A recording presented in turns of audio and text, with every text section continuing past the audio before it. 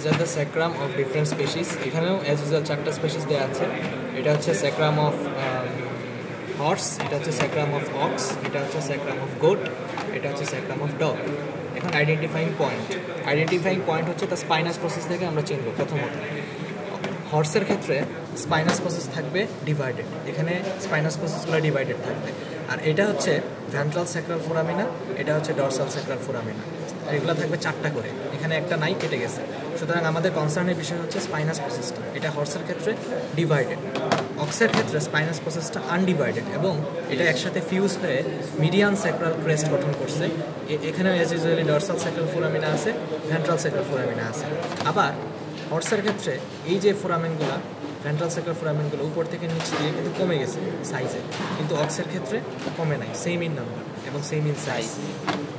এখানে এটা গোটের ক্ষেত্রেও হচ্ছে এই যে মিডিয়ান স্যাক্রাল ক্রেস্ট আছে, সেম এজ ওক্স, কিন্তু এটা হচ্ছে একদম পেলভিক গার্ডেলের সাথে ফিউজ করা দেওয়া আছে, কাটা নাই।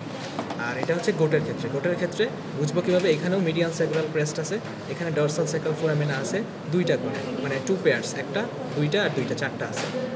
এটা হচ্ছে ডগের, এটা হচ্ছে গোটের, এটা অক্সের, এটা হর্সের।